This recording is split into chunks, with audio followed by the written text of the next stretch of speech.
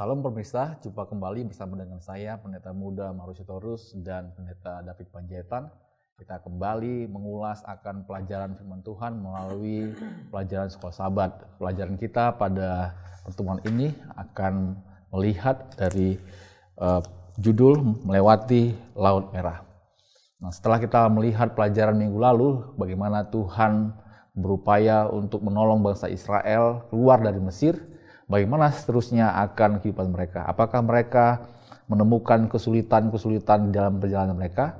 Apakah Tuhan membuat semuanya menjadi mudah? Mari kita simak yang akan dijelaskan oleh Pendeta David Panjaitan. Baik, terima kasih Pendeta Marupapa dan pemirsa di mana berada. Senang bertemu kembali. Kebetulan saya punya pakaian agak sedikit berbeda. Kenapa? Karena kita Rumah Sakit Advent Bandung pada bulan Oktober yang akan datang akan merayakan hari ulang tahunnya yang ke-75. Jadi untuk menggelorakan dan menyemangati kita menyambut ulang tahun rumah sakit, sehingga kami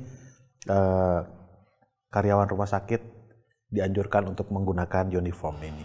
Baik. Kita masuk kepada pelajaran yang ke-6 dari Sekolah Sabat kita. Di pelajaran ke-6 ini banyak berfokus di Keluaran pasal yang ke-14. Ya.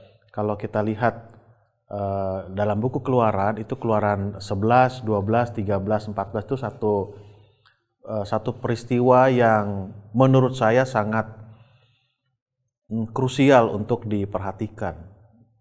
Mulai dari Keluaran pasal 12, 13 itu kan anak sulung mati, 14 mereka waktu keluar dari tanah Mesir menuju tanah Kanaan akan menyeberangi Laut Merah. Nah, di Keluaran pasal yang ke-14 atau pelajaran Sabat ke-6 ini, penulis mengambil ayat hafalannya dari Keluaran pasal 14. Ini adalah peristiwa bangsa Israel sudah keluar dari Mesir, akan menyeberangi Laut Merah, sementara di belakang itu pasukan Firaun itu mengejar. Sederhananya adalah tidak ada jalan keluar bagi mereka. Intinya adalah, udahlah matilah kita ini. Nah, lalu Musa keluarkanlah kalimat ini.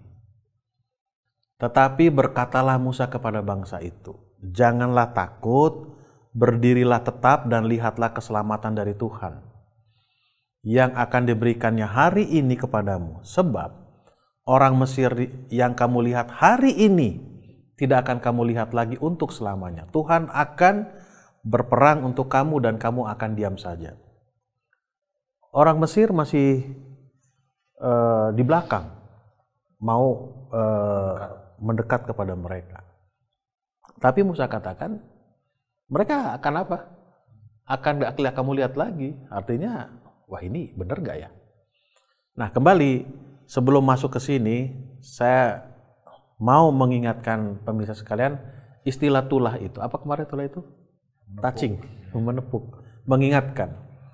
Nah, sudah berulang kali diingatkan oleh Tuhan, khususnya Firaun, tetapi sekian banyak peringatan yang diberikan, Firaun mengambil keputusan untuk tidak mengindahkan peringatan itu, sehingga dikatakan Tuhan mengeraskan hati Firaun. Artinya apa yang Tuhan lakukan itu membuat hati Firaun semakin apa? Semakin keras. Di situ tetap ada hak memilih dari Firaun. Nah, masuk pelajaran yang ke-6 ini, saya gambarkan seperti ini. Kembali, saya ingin kita bukan hanya mengerti tapi merasakan situasi yang terjadi saat itu. Jadi perjalanan bangsa itu atau orang Israel, orang Ibrani, keturunan Yakub itu akan menyeberang Laut Merah. Kenapa? Karena memang itu jalan satu-satunya yang bisa mereka lewati, tidak ada yang lain. Nah, latar belakang peristiwanya adalah seperti ini. Kira-kira setelah selesai tulah pertama, kedua sampai ke-9, masuklah kepada hari Paskah, Keluaran pasal 12. Lalu Paskah itu masuk kepada tulah yang ke-10. Nah, ini Paskah dan tulah ke-10 ini juga dikenal dengan pengudusan anak sulung. Pelajaran sahabat kita mengatakan karena hak anak sulung itu adalah milik siapa? Milik Tuhan. Jadi siapa saja orang yang tinggal di tanah Mesir, baik orang Israel ataupun orang Mesir, pada waktu mereka mengikuti apa yang dikatakan oleh Tuhan melalui Musa untuk mengambil anak domba umur 1 tahun, tidak bercacat celah, dikarantina dulu, lalu sore-sore hari dipotong, lalu darahnya itu yang disematkan atau diletakkan di ambang pintu ya, rumah, maka anak sulungnya akan apa? Akan selamat. Itulah yang dikatakan apa? Paskah menjelang tulah ke-10 atau pada saat tulah ke-10 itu juga dikatakan sebagai pengudusan anak apa? Anak sulung. Apa arti kudus? Kembali kudus itu ya selalu saya katakan bukan sesuatu yang keramat, sesuatu yang menyeramkan, bukan. Kudus itu artinya adalah sesuatu yang memang sudah dikhususkan untuk siapa? Untuk Tuhan. Jadi anak sulung ini sudah khusus untuk siapa? Untuk Tuhan. Nah, setelah peristiwa ini terjadi, tulah ke-10, lalu pengudusan anak sulung, di situ juga perayaan Paskah. Lalu entah bagaimana Fir'aun mengizinkan orang itu untuk apa? Pergi. Oke, biar saja pergi. Nah, pelajaran sahabat kita katakan, Fir'aun mengizinkan orang Israel itu pergi bukan karena dia meyakini bahwa ada Allah yang lain. Bukan. Tapi dia merasa takut. Dan itulah kekalahan daripada siapa? Fir'aun. Dari mana buktinya? Setelah Firaun izinkan, lalu orang Israel itu pergi, lalu pikiran Firaun apa? Berubah. Pikiran Firaun berubah. Ayo kita kejar mereka. Bahkan kalau tidak salah buku Para Nabi dan Bapa jilid 1 menceritakan bahwa Firaun memerintahkan pasukannya yang terbaik, ya, pasukan kudanya yang terbaik, chariotnya yang terbaik, tentara-tentaranya yang apa? Yang terbaik. Nah, di sini saya berhenti dulu sebentar. Yang mau saya ambil dari peristiwa ini adalah benar yang dikatakan oleh penulis Ellen G. White bahwa bukan karena mujizat orang itu bertobat. Tidak. Tapi memang karena hatinya menerima bisikan Roh Kudus melalui tulah itu, touching itu. Nah, hamba Tuhan juga pernah katakan bahwa mujizat yang terbesar di dunia itu adalah pada saat seorang berdosa berubah menjadi orang apa? Orang baik. Itu adalah mujizat yang paling apa? Paling besar. Jadi kembali peristiwa ini. Dan menurut saya bisa rasakan apa yang dirasakan oleh orang Israel saat itu. Sehingga di ayat yang lain dari Keluaran pasal 14 mengatakan bangsa itu komplain kepada Musa. Apa nggak ada kuburan di Mesir? Sehingga kami harus mati di sini. Itu urusannya mati gitu. Kenapa? Serius gitu, antara hidup dan mati. Kalau ada orang bicara ini urusannya antara hidup dan mati loh. Artinya urusan itu apa? Urusan serius gitu. Urusan apa? Urusan nggak bisa dimain-main karena antara hidup dan mati. Jadi itulah yang dirasakan oleh orang Israel setelah mereka keluar dari tanah Mesir. Nah, lalu pelajaran sahabat kita katakan bangsa itu berjalan dengan iman. Apa? Ini tadi ayat inti kan, khotbah daripada Musa untuk meyakinkan orang Israel keluar dari tanah Mesir adalah ini. Pertama, jangan takut. Loh, kenapa jangan takut ya? Lalu still stand, tetaplah berdiri. Berdirilah tetap. Artinya tegak. Lalu lihatlah keselamatanmu dari Tuhan. Lalu yang terakhir, Tuhan akan berperang untuk kamu. Siapa yang gak takut? Urusannya adalah hidup dan mati gitu loh. Lalu kalau orang sudah adakah orang yang takut itu berdiri tegak? Pasti akan apa? Takut juga dia. Akan tertunduk dia gitu. Ini satu kesatuan sikap yang tidak bisa apa? Tidak bisa dilepaskan. Lihat keselamatan dari siapa? Gimana mau lihat keselamatan di depan Laut Merah? Di belakang itu apa? pasukan Firaun yang hebat-hebat itu mau menyerang mereka. Nah, kembali saya mau bahas sedikit masalah iman ini, kata iman ini. Biasa iman itu kan ayat referensinya kita ambil tuh dari Ibrani pasal 11 ayat yang pertama ya. Kita sering lupa membacakan ayat yang ketiga. Karena iman kita mengerti. Tapi sering terbalik, kita ingin mengerti dulu baru diimani. Kan begitu kan? Contoh saja ini. Pendeta Marupapa kan sekarang di jemaat. Salah satu tuntutan di jemaat itu adalah baptisan, benar ya? Iya. Lalu lahan pertama yang dipikirkan oleh gembala itu adalah anak anggota. Dan biasanya anak anggota ini yang menghalangi anaknya dibaptis adalah orang tuanya. Iya. Waktu pendeta yakinkan untuk anaknya dibaptis, biasanya dan umumnya orang tua menjawab dia belum ngerti. Makanya sering saya katakan di gereja, emang kita di gereja ini yang udah ngerti Alkitab siapa sih? Gak ada kan? Termasuk kita sekolah teologi karena nggak ngertinya makanya sekolah. Jadi kembali Ibrani 11 ayat yang ketiga itu jangan dipisahkan dengan Ibrani 11 ayat yang pertama. Karena iman kita mengerti. Apa yang kita mengerti karena inilah sebagainya. Oke. Nah, kembali ke ayat 1. Iman. Iman adalah dasar dari segala sesuatu dan bukti dari segala sesuatu yang kita tidak lihat. Saya pernah bahas ini juga di beberapa tempat saya waktu khotbah. Nah, kata lihat ini menarik. Ada 3 pengertian makna dari kata lihat itu. Yang pertama adalah melihat dengan mata panca indera kita. Jadi kita punya otoritas, punya kekuatan untuk memerintahkan mata kita untuk lihat atau tidak. Contoh, kalau ada sesuatu, kita jalan nih, ada sesuatu yang kita lihat sebelah kanan atau sebelah kiri kita, kan mata kita tidak otomatis melihat kan? Tapi apa? Kita katakan, lihat kanan, lihat kiri, atau jangan lihat, kan ada di sini. Itu arti kata pertama. Lalu yang kedua, itu melihat secara metafora. Metafora itu melihat dengan pikiran kita. Sama kayak waktu di Unai lah saya katakan. Kalau selesai ujian, ditanya, bisa nggak gelap? Apanya gelap tuh nggak ngerti gitu. Lalu yang ketiga itu artinya adalah geografikal. Geografikal itu pernah mengalaminya. Nah, kalau kita lihat ini, berjalan dengan iman, janganlah takut. Apa alasan mereka untuk tidak takut? Apa alasan mereka? Karena mereka belum melihat bahwa Tuhan yang disodorkan oleh Musa itu sudah menolong mereka. Sebetulnya sih sudah ada. Tulah-tulah ini kan, mereka kan tidak kena. Sebagian kena, sebagian juga tidak kena. Tapi untuk masa depan, gimana mau kita tidak takut? Ini antara hidup dan mati. Lalu gimana mau tetap berdiri? Lalu di mana mau lihat keselamatan? Nggak bisa gitu. Lalu Tuhan akan berperang melawan kita. Nah, jadi berjalan dengan iman itu adalah berjalan dengan sesuatu yang nggak pernah kita pikirkan, dengan sesuatu yang belum pernah kita alami, dengan sesuatu yang belum pernah kita lihat.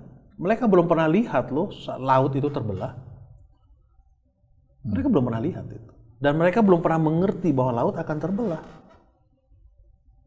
Dan mereka belum alami laut itu akan terbelah. Tetapi di belakang sana, harusnya mereka melihat dan mengerti bahwa Tuhan sudah menolong mereka dari tulah-tulah yang pertama juga yang berikut-berikutnya gitu. Khususnya juga yang apa? Itu yang mereka lupa. Jadi sering saya katakan yang kita ingat itu bukan bagaimana cara Tuhan menolong kita, bukan. Tapi yang perlu kita ingat itu adalah bahwa Tuhan pasti menolong kita. Caranya terserah dia. Bahkan dengan cara yang tidak pernah masuk akal. Contoh yang lain. Bagaimana cara Tuhan menolong kita? Ingat, Elia kan yang di Sungai Kerit itu Elia atau Elisa? Elia ya. Saya sering sulit mengingat nama. Kalau kita bicara Imamat pasal 11, salah satu burung yang diharamkan itu adalah burung gagak. Yang menyelamatkan Elia, burung gagak. kirim makanan. Lihat. Iya. Artinya yang perlu kita ingat itu adalah bahwa Tuhan pasti akan menolong kita. Itu yang perlu kita ingat. Nah, caranya itulah kita perlu serahkan diri kita kepada siapa? Kepada Tuhan. Amin. Tuhan pasti akan. Caranya kita tidak pernah pikirkan. Banyak contoh di Alkitab yang mengajarkan kita bahwa Tuhan menyelamatkan kita bukan dari orang dalam. Contoh yang lain, mertua Musa kan Jethro. Dia kan bukan orang Israel kan? Bahkan dibilang dia imam orang Midian kalau saya tidak ingat. Tapi yang menasehati Musa siapa? Jethro. Yang menyelamatkan orang Israel di pembuangan siapa? Raja Nebukadnezar. Enggak dibinasakan, bawa aja yuk, bawa ke sana yuk. Ini kan proses. Jadi kembali yang mau saya katakan adalah dari PowerPoint yang saya sampaikan ini adalah bahwa Tuhan pasti akan menolong kita. Itu yang perlu kita ingat. Nah, bagaimana caranya? Itulah yang perlu kita Kita perlu menunggu. Nah, saya sering katakan menunggu ini seperti dari buku Mazmur 37 ayat 5. Ya. Serahkanlah hidupmu kepada Tuhan, maka dia akan bertindakan begitu. Ya. Nah, setiap orang yang punya masalah, Kristen khususnya ya, menyampaikan masalahnya itu kepada Tuhan gitu. Tapi yang sering terjadi adalah mereka nggak sabar menunggu Tuhan bertindak. Contohnya ada, seperti Abraham. Tuhan katakan, kamu pasti punya anak gitu. Cuman pikiran mereka, khususnya istrinya Sarah, impossible, nggak mungkin. Aku udah tua. Lalu apa yang dilakukan oleh Sarah? Ambil yang lain. Hagar. Jadi punya anak, betul gitu. Tapi Tuhan bilang apa? Bukan itu gitu. Lihat masalahnya sampai sekarang nggak selesai-selesai kan? Jadi kalau kita punya masalah, sabar menunggu Tuhan bertindak. Lalu yang kedua, setelah kita sabar menunggu, kita nggak setuju dengan jawaban Tuhan. Bukan itu Tuhan jawab yang saya inginkan jawab. Jadi kembali kepada apa? Kepada ini. Kita perlu meyakini bahwa Tuhan pasti akan akan menolong kita. Oke. Lalu apa yang terjadi setelah mereka memang lepas dari peristiwa itu? Lihat setelah menyeberang Laut Merah itu kan? Setelah menyeberang Laut Merah, mereka menunjukkan keberanian mereka menunjukkan kesetiaan mereka tetap berdiri, lalu mereka melihat keselamatan dari Tuhan, lalu mereka lihat bagaimana Tuhan berperang untuk mereka dengan terkuburnya oleh air pasukan Firaun ini, termasuk Firaun ada di situ kan? Iya. Lalu apa yang terjadi? Itulah di dalam Keluaran pasal 15 kan? Akhirnya Musa dan Maryam bernyanyi bersama. Karena Maryam adalah pemimpin biduan. Jadi, yang mau saya katakan adalah berapa banyakkah dari kita yang sudah lepas dari masalah bernyanyi untuk Tuhan? Kita. Jadi, dari sini kita bisa ambil kesimpulan bahwa bernyanyi untuk Tuhan, bersyukur untuk Tuhan itu bukan supaya selamat, tetapi karena kita sudah selamat. Berhubungan dengan selamat, buku Ulangan pasal yang ke-11 mengatakan bahwa selamat itu, berkat itu adalah hubungan, kutuk itu adalah terpisah hubungan. Jadi setelah kita diberkati, setelah kita dihubungkan dengan Tuhan kita, disitulah kita harus mengucapkan rasa bersyukur kita dengan cheerful yang tidak akan ada orang bisa menghalangi. Bukan seperti di gereja kita. Perhatikan, di gereja kita kalau ada akhir KKR, akhir baptisan, ada calon-calon baptisan, muka mereka muka yang sedih atau muka yang gembira? Sedih. Jadi itu yang boleh saya sampaikan. Baik, terima kasih Pendeta David Panjaitan yang sudah menjelaskan pelajaran kita yang ke-6. ada satu pertanyaan yang kita boleh bacakan di hari Jumat. Mengapa kita masih begitu mudah untuk menunjukkan dan bahkan mengekspresikan kurangnya iman? Nah, mengapa ini terjadi? Bukannya Tuhan sudah bantu kita untuk mengerti Dia, tapi kembali tadi, kenapa kok kita sering sekali begitu kurang iman? Saya pernah baca sebuah artikel dikatakan demikian. Otak kita itu lebih mudah menyimpan sesuatu yang negatif. Yang positif itu sulit menyimpan. Oleh karena itulah perlu dilatih otak kita untuk menyimpan hal-hal yang positif. Kenapa sering itu terjadi? Karena kita melupakan masa lalu. Kita sering melupakan pertolongan Tuhan, atau kita ingat bahwa kita lepas dari masalah itu, dari persoalan itu kita lepas, tapi kita lupa bahwa yang melepaskan kita dari masalah itu adalah Tuhan. Kita sering menganggap bahwa ya karena saya mampu kok, karena saya punya knowledge kok, saya punya pengaruh kok, saya punya jaringan kok. Jangan lupa, knowledge, pengaruh, jaringan itu bukan karena kehebatan kita, karena memang Tuhan izinkan kita punya pengaruh kan. Iya. Sorry, agak terganggu sedikit tenggorokan gatal. Jadi kenapa kita sering Menunjukkan kurang iman. Kurang iman karena kita lupa masa lalu. Lalu ke depannya, yang sering kita lakukan adalah kita mengingat bagaimana cara Tuhan menolong. Sehingga pada waktu depan, nanti Tuhan akan tolong seperti ini. Tenang aja. Ternyata nggak seperti itu. Cara yang lain. Cara yang lain. Jadi ini bukan dari Tuhan nih, kan kira-kira begitu. Dari yang lain. Ya. Itu yang perlu kita Karena saya banyak mengalami hal seperti itu. Ya, berapa kali saya perlu bantuan orang untuk saya punya aktivitas, saya bikin list orang-orang yang saya anggap mau membantu saya. Dari sekian banyak list yang saya buat, tidak ada satupun yang mau bantu. Oh iya betul. Kecewa berarti ya? Pertama kecewa, tetapi ada satu orang yang saya tidak kenal sama sekali. Hanya saya tahu namanya, justru dia membantu. Bantu ya. Dan bantuannya di luar yang saya pikirkan. Jadi dari situ saya yakin, sesuai dengan pengalaman ini, bahwa saya percaya Tuhan pasti membantu. Bagaimana caranya? Terserah dia. Makanya ada sebutan, kalau ada satu pintu yang ditutup, Tuhan akan buka pintu-pintu yang lain. Tuhan mempunyai 1001 cara untuk menolong kita. Amin. Baik, semoga pelajaran ini akan menolong kita terus mengimani bahwa Tuhan akan menolong kita di saat-saat kita menghadapi kesulitan. Dan Tuhan menguatkan kita di dalam iman bahwa Tuhan selalu ada di saat-saat kita membutuhkan. Kita akan tutup pelajaran ini, marilah kita berdoa.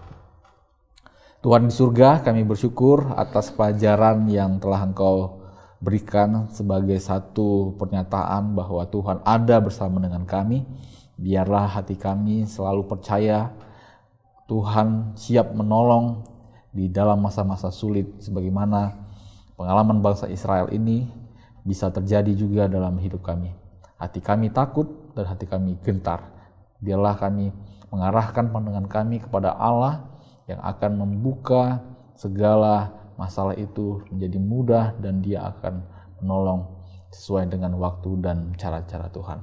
Dengan cara itu Tuhan, kami terus bertumbuh dalam iman dan percaya sepenuhnya dan berserah sepenuhnya ke dalam tangan kasih-Mu. Berkati pemirsa yang menyaksikan, kiranya mereka pun dikuatkan melalui pelajaran ini, semakin mengenal dan mengerti Tuhan yang disembah. Ampunkan dosa kami Tuhan, dalam nama Yesus kami berdoa. Amin. Amin. Sampai ketemu pada pelajaran berikutnya. Tuhan Yesus memberkati kita semua.